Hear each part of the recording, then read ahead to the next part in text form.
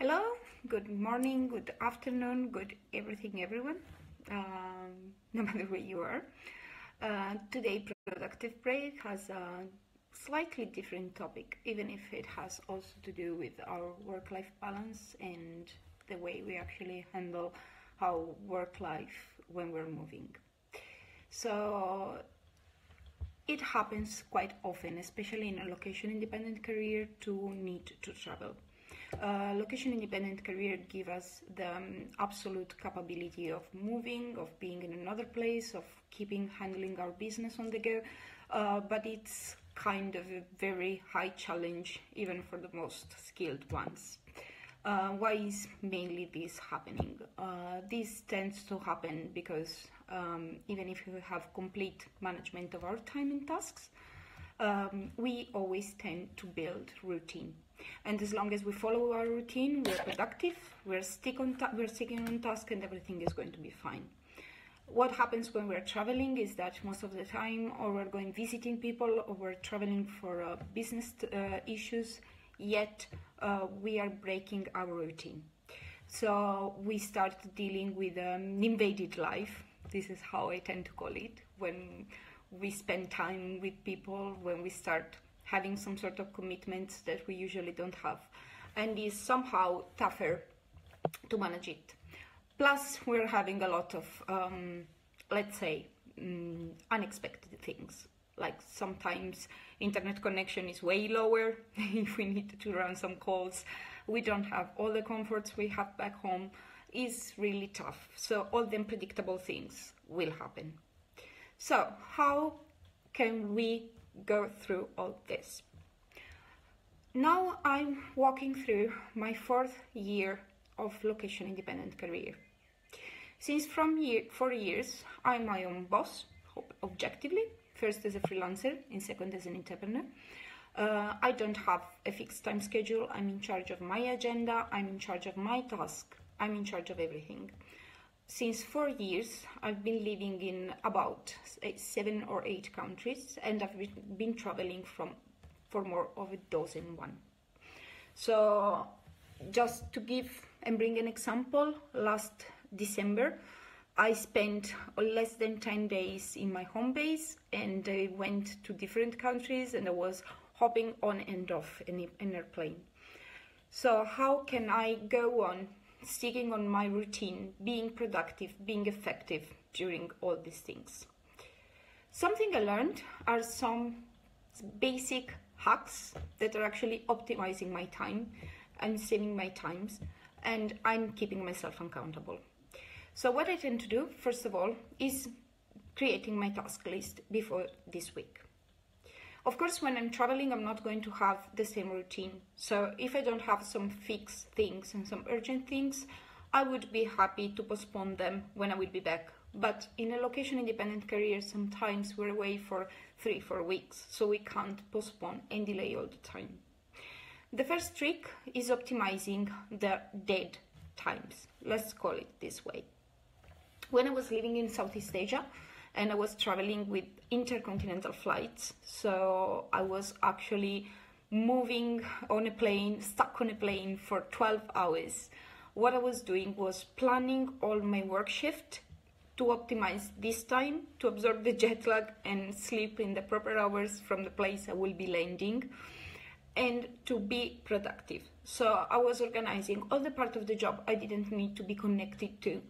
I was downloading all the Google Docs or all the things I had to review to do it offline. I was actually focused on doing all the things that are actually eating my time. So my flight was my favorite kind of office. Airport, the same. Sometimes we're stuck in airports for 3-4 hours. Just take a coffee and do all the part of the job eating your time. So when you're going to arrive to your destination, most of the things are done, and you can actually have time to do other things like running meetings or meeting people, or just sometimes relax and rest. This is a good hack. Another thing really important besides the trip itself is sticking to some small routine actions that we can carry around. These small routine actions are things that we build for our own wellness, for keeping us fine. So it's really important for every entrepreneur, freelancer, even for people working as employees, cutting off at least 10-15 minutes of mindfulness.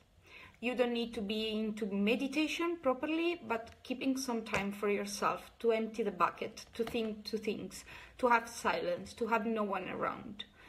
Try to keep this even when you're not home, even when your routine changes.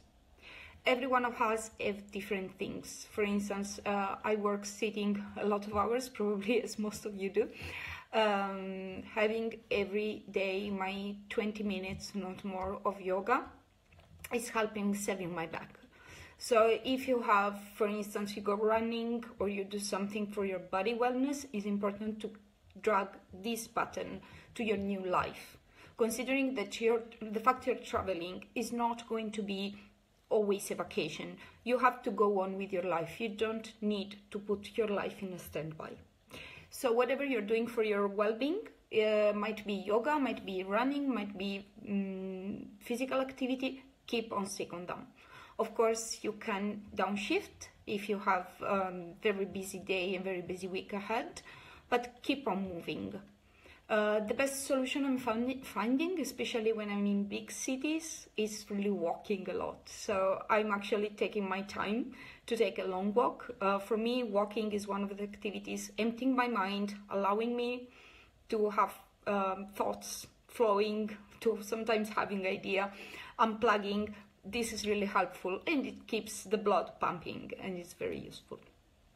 So besides these first few things, we already talked about the management of our time based on, like if it was a cake, and this cake has 3 big slices.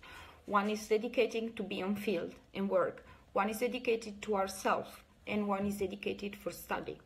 Organize yourself so that even if the tasks change, you can still be following this pattern. This pattern is really important for your own growth, and this pattern is really important to keep you stick on your business. So try to organize your time to have always time to study something, to read something, to learn something, to watch video. It's really gonna help you sticking on your goals. Try to understand how to manage the time on field.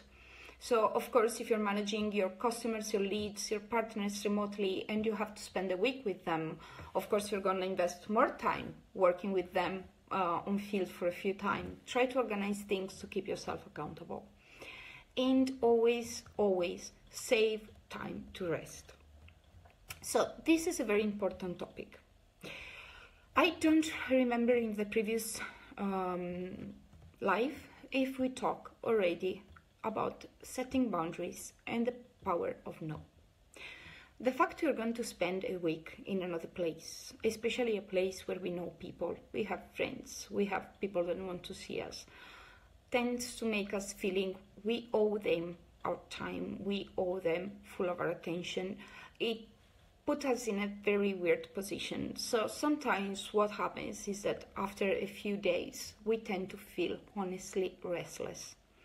So we're not taking recovery time, we are not taking time to actually recharge the battery.